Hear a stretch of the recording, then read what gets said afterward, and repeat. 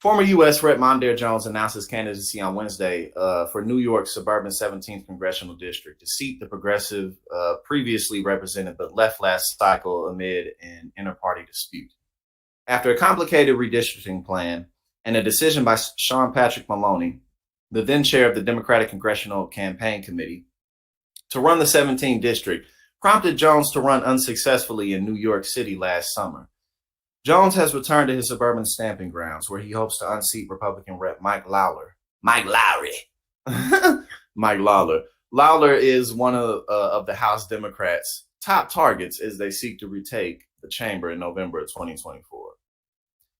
And honestly, I mean, really, the House and the Senate races, that's really going to be what's mostly interesting. That's that dude. That's who that is. But like I was saying, I mean, honestly, when it comes to the presidential race, it's just Biden v. Trump again. That's really all it is. Despite all the the hooting and the hollering and all the noise that's being made, none of the Republican candidates, if they were going to knock Trump off, it would have happened already. That ain't happening. Unless Trump passes away or something, he's going to be the Republican nominee. And he's going to go against Biden again, and he's probably going to lose again. So other than that, it's really going to be the House and the Senate races. And obviously, Trump could win again. I just think that that's very unlikely. I mean, why would people, even though Biden isn't necessarily doing the greatest job, why would people be like, you know what, let's do 4 more years of Trump? I just don't really see that happening. But there's still a long time left. And like I keep saying, Donald Trump is 100% going to find himself neck deep in more controversy and more issues. So, we'll see what happens. But, the House and Senate seats, and especially the local elections, that's really what we need to be paying more attention to. Because when it comes to this presidential race, it ain't really that much we can do until 2028. And that's just what it is. Jones is set to first compete for the Democratic nod against Liz Goretti, a former member of the Katona-Lewisboro School Board in the 17th District and the younger sister of Michigan Governor Gretchen Whitmer.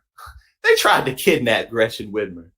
People out here, man, it's like, what next? Not sometimes, you always got to think, then what? What now? You know what I'm saying?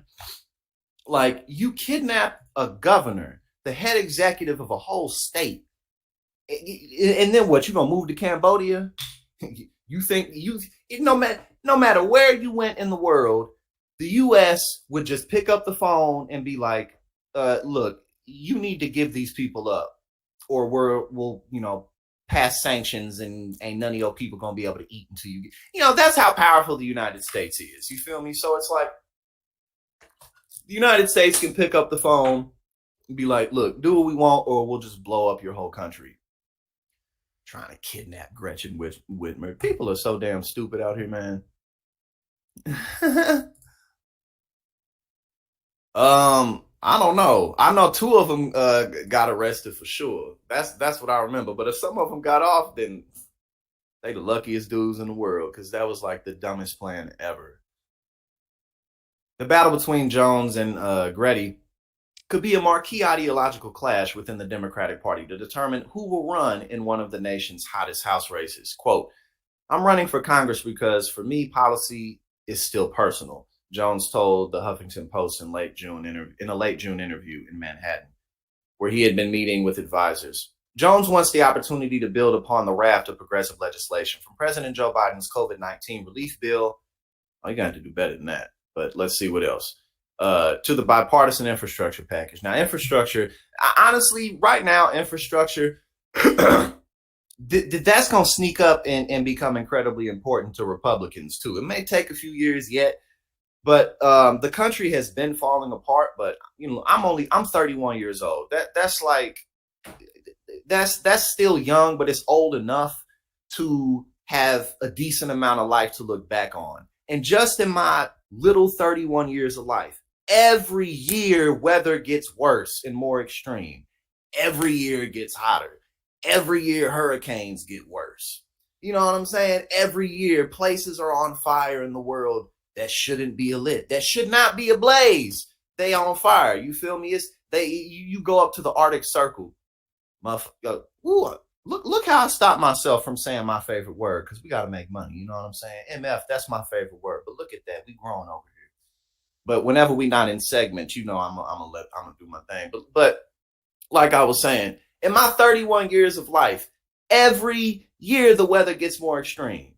So infrastructure, yeah, it ain't gonna be too much longer before all that. Oh, we can't afford it. Yeah, okay. When ain't nobody got no damn water to drink, which is basically the case for the Southwest, So it's just ridiculous. We got Jazzy in the building. Hold on, let me catch up with y'all. When I'm more sophisticated and no longer a broke boy, I'm gonna have like my 2 monitors set up so I can like read people comments while I'm streaming. But you know what I'm saying? One step at a time. We still peasants over here. You know what I mean? We still got to scrape to get by. So that's just how it is right now. Oh, we got Luke. Jazzy's a fellow Jersey resident. She's a native. I guess I'm from St. Louis. I'm always going to be a Missouri boy. You know what I'm saying? But yeah, so here we go. I'm just rambling now. The infrastructure package in which he played a role in 2021 and 2022. Okay, well then, yeah. I mean, if that's definitely some decent campaigning right there. I mean, if you have something to run on at all.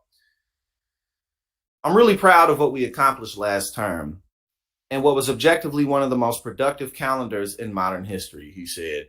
Jones has tapped Kunal Atit. Atit. I'm going to say Atit. That's what it's going to be for now. I'm sorry if I'm saying that wrong. Former campaign manager for Rep. Matt Cartwright of Pennsylvania to run his 2024 bid. He has also hired Tim Persico, mobster, who was executive director of the Democratic Congressional Campaign Committee in 2022 and was a longtime top aide to Maloney as a senior advisor. When Jones won the race to succeed the then Rep. Nita Lowy in 2020, he became one of the first two openly gay black. Yeah, that is who that was.